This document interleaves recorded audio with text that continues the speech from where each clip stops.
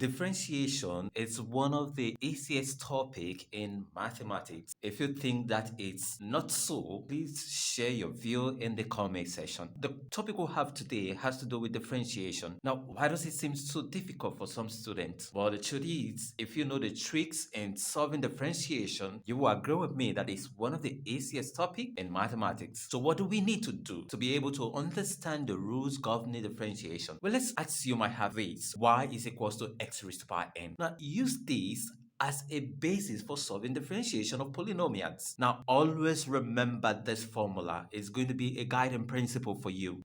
Then what is the y dx? How do you differentiate the function y? All you simply need to do is this. The power is n. Bring the power to the side of the base x. And then you subtract 1 from the power. That is the end of differentiation. Okay, now let's look at an example so that we know what we are really saying. Differentiation of polynomials. The first question I have here is if y is equals to 6x raised to power 3 minus 13x raised to power 2 minus 5x plus 11, what is the y dx? So here, I'm going to differentiate the function y in respect to x. So this is the y dx. Sorry about that. So what is the y dx? Remember the formula? Bring the power to the side and subtract 1 from the power. That's what I'm going to do. The power here is 3, bring it to the side, and because there's a coefficient of 6 here, it's going to multiply that 6, then subtract 1 from the power. And because it's a polynomial, you have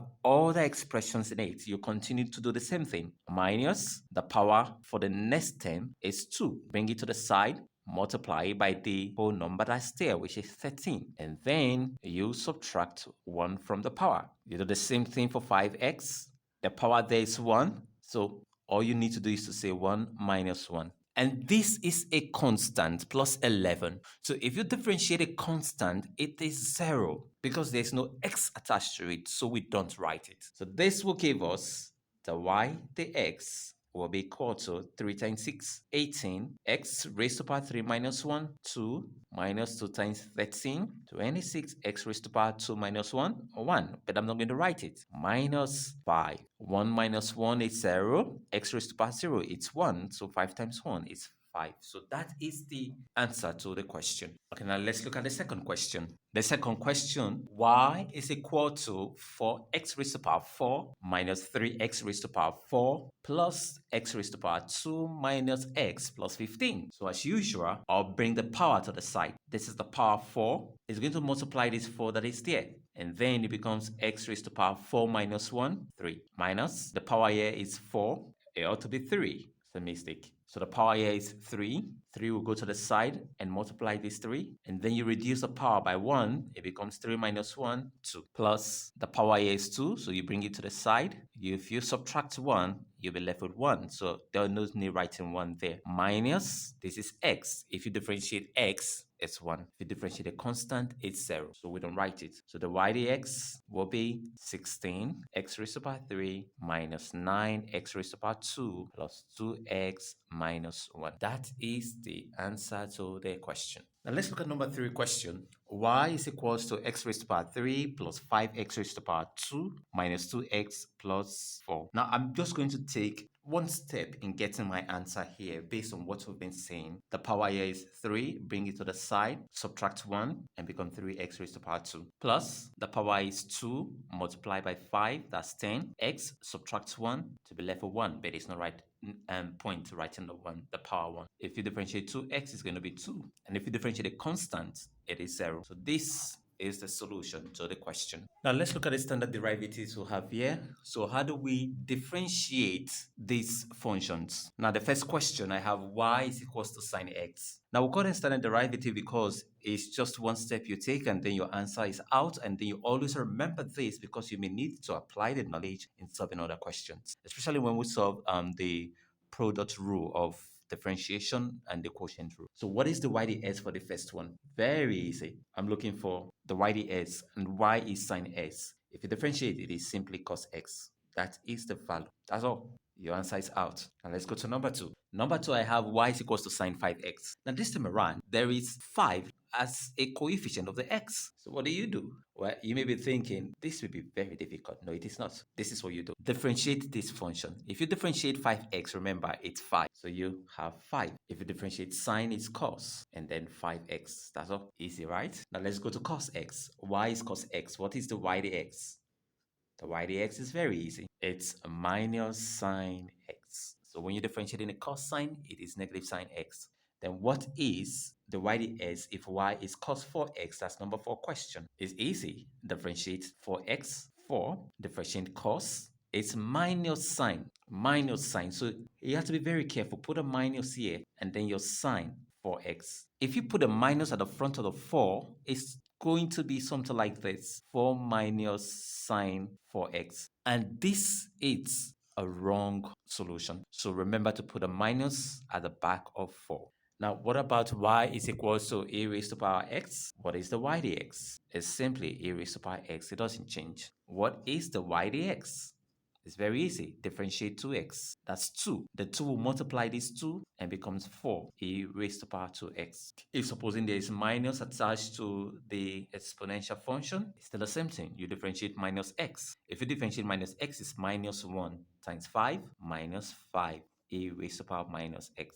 I hope these standard derivative are easy to remember. Now let's look at the product rule and the quotient rule in differentiation. We're going to start with the product rule. So in the first question here, under the product rule, I have y is equals to x raised to power 3 sine x. Now you have two functions together. X raised to power 3 is a function of polynomial, and then the sine x is the trig function. So in this case, what do? You apply what we call the product rule. So to differentiate this, the y, the x will be, you keep one constant and differentiate the other. So you keep x raised to power 3 constant and differentiate sine x, which is cos x, plus. Now, you've kept x raised to power 3 constant and you differentiated sine x. In this case, you keep sine x constant and differentiate x raised to power 3, which is 3 x raised to power 2 sine x. So that's the solution to the question. Let's look at number 2. Number 2, y is equals to x raised to power 4 cos 2x. So as usual, you keep x raised to power 4 constant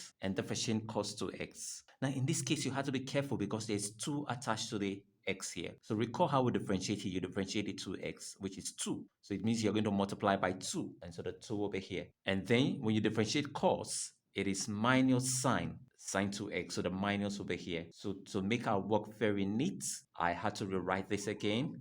The y dx will be equals to minus 2x raised to power 4 sine 2x. Then plus, you differentiate x raised to power 4 this time because you kept it constant in the first one. So that is 4x raised to power 3 cos 2x. So that is the solution to the question. Now let's go to number 3. So number 3, I have y equals to x raised to power 3 e raised to power x. Keep x raised to power 3 constant, you differentiate ex, and that will be ex. Plus, you keep ex constant and differentiate x raised to power 3, which is 3x raised to power 2 e raised to power x. So that is the solution to the question.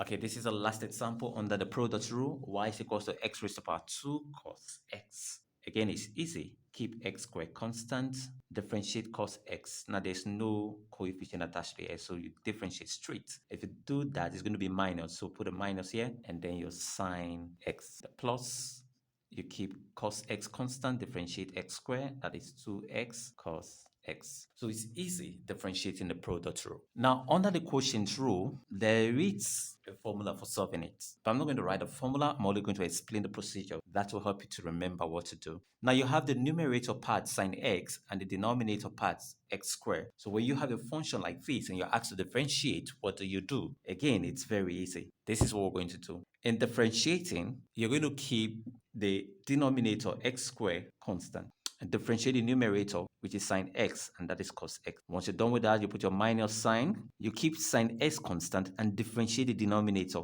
x squared. If you differentiate x squared, it's 2x, and then sine x. Then for the denominator, it becomes x squared, which is the x squared that is there. You put it in bracket and square it. That's all. So this will eventually give you the y dx. Let's write it out neatly. X squared cos x minus 2x sine x. 2 times 2, x raised to power 4. It is possible for you to simplify your values if you want to do that. Now, for you to simplify your values, all you need to do is to bring out look for the factorization. You factorize it. So what is common here is x. And so if you factorize this, you're going to be left with x cos x minus 2 sine x in brackets. Divide x raised to power 4. So one of these x will cancel 1 from here to be left with 3. So that your final solution is x cos x minus 2 sine x divide x raised to power 3. That's for the product rule. Now we'll have another question here. Y is equals to cos x divide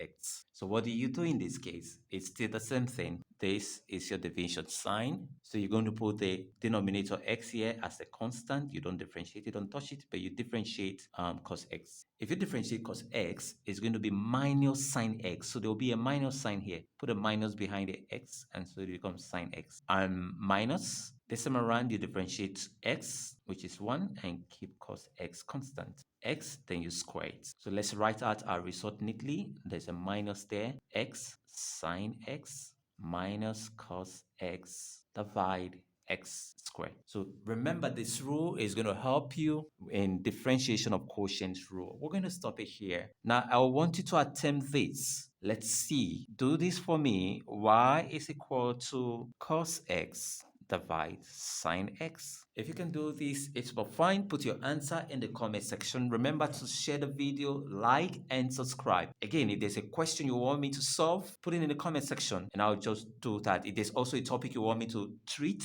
in mathematics, that will be fine. Just put it in the comment section and I'll do that. Thanks for watching.